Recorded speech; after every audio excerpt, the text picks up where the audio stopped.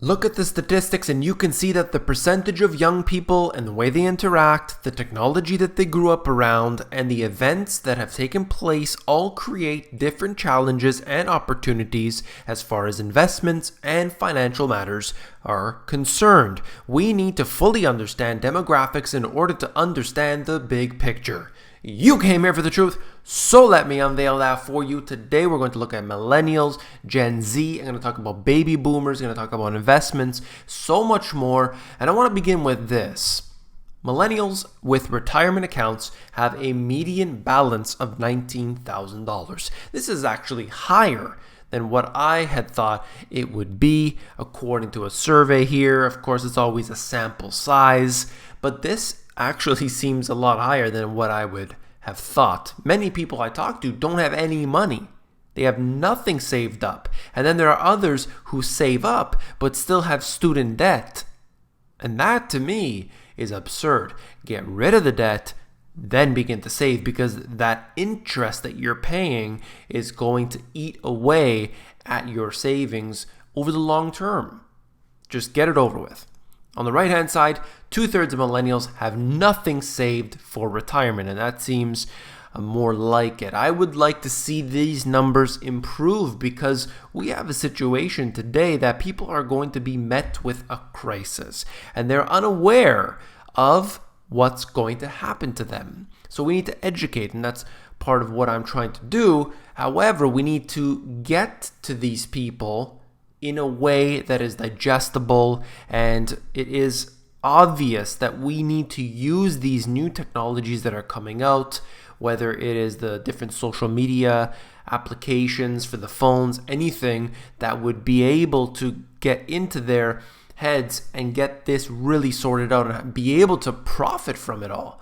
Now, this is all the different age groups, the demographics that we're looking at on the right-hand side. Gen Alpha, that's anyone after 2010. Gen Z, which I want to focus on a little bit in this video, is 95 to 2009. So basically, if you're from age 9 to 23, that represents 1.9 billion people globally. It's a huge number. In fact, it's bigger than millennials at 1.8 billion. Now, this is a global population, and that is very, very broad. It's too broad, in fact, but it's just interesting to see how many people are within this age group. On the very left-hand side, 1946 to 64, that's the baby boomers. Now, that's 1.3 billion people. A smaller group here, and it is important to understand what has happened with the baby boomers and how these individuals are now in retirement. They're putting a bigger burden on all of the social assistance programs, and that is causing a big issue for a lot of people who are just unable to cope with living on a fixed income while prices are rising. Everything's rising. Fixed income is not helping them out, I assure you, okay? We asked Americans, when is the ideal age for someone to, and then here are the questions, retire at 61, okay? Maybe they want to buy their first house, 28, they said. Open their first credit card, 22. Start saving for retirement, 22. Buy or lease their first car at 21. Now, these numbers here tend to be all financed with debt. In the example, they have their first credit card. They start to spend. They start to save for retirement, but it ultimately, if people do this, I find this all the time. In fact, I've talked to many, many people over the years about their finances, and this is what people do. So they have a RRSP in Canada, and it's the same as a 401k. So their work allows them to contribute to their RRSP, their retirement account. So they'll do that. So every month they put money into this. Maybe it's, let's just say, $100 a month, $50 a month. They do so, but at the same time, they tell me that they have all sorts of different debt. They have student loans that are still happening. Maybe they have $5,000 or $10,000 worth. They have their car payments, which they're still paying off, several years of payments. 8 years, as you know, 8 years is the average financing now in the US. And then you have, different things. They're all being financed. Okay? Why not stop contributing to that retirement account today, pay off the debt, and then do it? Actually, I don't recommend a traditional retirement account anyway, but I think it's better to just look at your finances today, address the most important things that are most urgent now, and then worry about saving for retirement, because it's just going to eat away at you. Over the short term, it's going to be a problem because that quickly adds up. Interest is accumulative for a reason. When is the ideal age for someone to retire? So they asked different groups of people and found that, as far as I'm concerned, this is not going to happen for anybody. The silent generation, 65 years old, baby boomers believe 62 years old. But as you go down and younger, it seems like people want to retire earlier and earlier. However, I believe that it will be later and later. That's where I found this to be interesting and why I brought it to you. Those in the Gen X, okay, so the youngest group of people, are looking at this and thinking to themselves, or I should say the Millennials and the Gen X, these are the younger groups, and they believe that they'll be able to retire at 60, 61 years old. However, they're going to look at this and think to themselves, what a mistake I made by the time they hit these numbers. There's no way that somebody today is going to be able to retire. I'm talking about the average person. They have way too much debt. They see their expenses rising. A lot of people say, I'm going to work until I literally can't anymore. And that's something that people should do. I think that they should always be working in some way, shape, or form. Maybe not their 9-to-5 type job they've been doing for 30 years, but maybe they want to relax and have a part-time job and things. And I think that's great. But a lot of people realize that maybe they hit 60 years old and unfortunately they end up with some sort of, crisis scenario, whether it's a family member, whether it's themselves, and they're unable to work anymore. I know of this situation myself from family. And anyway, so this here brings us to my next point, which is that when you're indebted, you are then a slave to that situation. This is where I come in and try to help people out to get out of that. So a lot of people, they take to the education system and believe that they'll be able to make enough money to be able to retire at that, if you're Gen X, 61, if you're, millennials at 60 or what have you, it doesn't matter. Looking at this median starting salary for different groups here, looking at comparing it to, all the different percentiles. It seems to me on this list anyway, I didn't see every profession on here, that's for sure, but engineering tops the list on average, of course. And we look down, healthcare administration, education was actually low on the list if I remember specifically. I think it's not even set below this.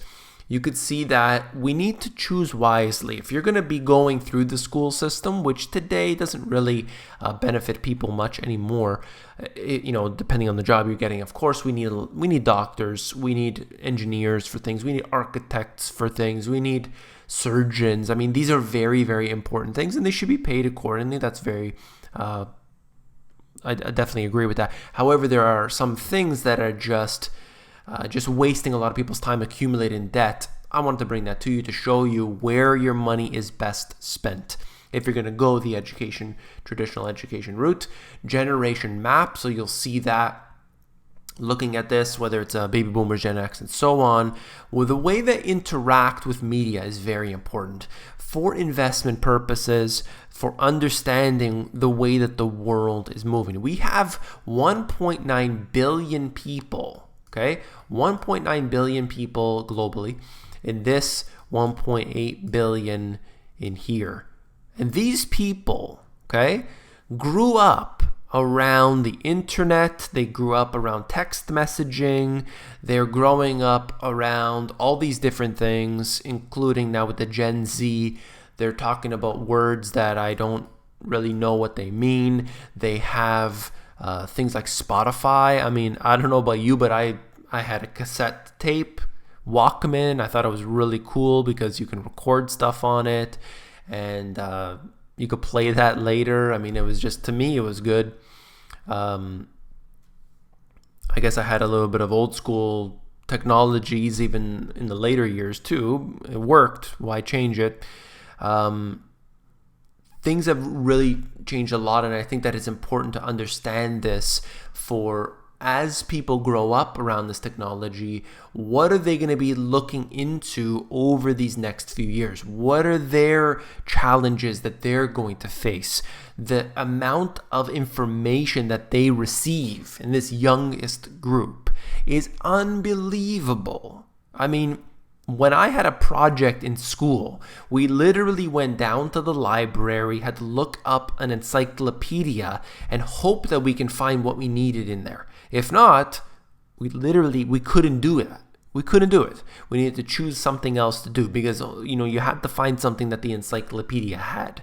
And then when I was a little bit older, we couldn't even cite our sources using the internet because it was considered to be one of these, it's not factual sort of thing. So today that has all changed. People look up things on their phones and the internet, and I'm talking to you from across the world perhaps, and it's become so different today. So I'm always thinking of this, especially when I'm talking to people in conversations. Although I may not be part of that particular age group, I'm trying to just pick up on a few points and then ask the right questions, okay? Because I'm always trying to absorb some data from a lot of different people, no matter how old or young they are. Okay, now this is some other things here, just talking about where, I actually don't agree with this, but it's trying to make a point in here where the Gen Z feels that they're in what they interact with and so on. If you want to see this for yourself, you can do that. I'll just move on quickly. Again, Gen Z sector implications. This is more where the investing comes in. You could see potential new business models, big tech, Bank of Amazon, for example. That would be huge. A lot of people they're growing up around the fact that things are available to them at any second. So they're not going to be able to deal with businesses where they have to wait. They want things right now, right now, right now. An individual that I worked with years ago, he told me that his children, he was driving in the car, and his children heard a song, they loved the song finished, it was on the radio, the song finished, and they said, put it on again. And he said, I can't do that. And they said, why not? And they said, this is the radio, it doesn't work like that. And they were yelling and screaming, asking for the song to come on again. This is the way it works. They don't even understand the concept of radio because they grew up around different platforms that everything is available on demand. Okay? So that's what I wanted to really stress home for this. Gen Z are 25% of the world's population. So we have a massive, massive quantity of people that are within this Gen Z group. That's a very young group. Again, 95 to 2009, 25% of the population. Imagine how much debt this group is going to incur. It's going to be massive because we can see that, for example, the Gen X group, they have been heavily indebted, but as the years go on, so as the later ages, they've been able to pay off some of that. The millennials are in even more debt. Credit card, student loans, so on. Gen Zs are going to incur even more debt. So I think the problems are going to be exacerbated and compounded in the next few years. And this right here, I thought it was funny. It's talking about one particular company. Nearly half of the 65 job candidates scheduled for interviews in the past month didn't show up. They're talking about the reasons for that. It's talking about ghosting their jobs, essentially blowing off the scheduled job interviews, accepting offers but not showing up on the first day, and even vanishing from existing positions, all without notice, suggesting that, hey, I have a lot of opportunity, I can do whatever I want, and so on, and they're going to be paying for that miserably in the near future because the money is going to run out and the debt is going to pile up.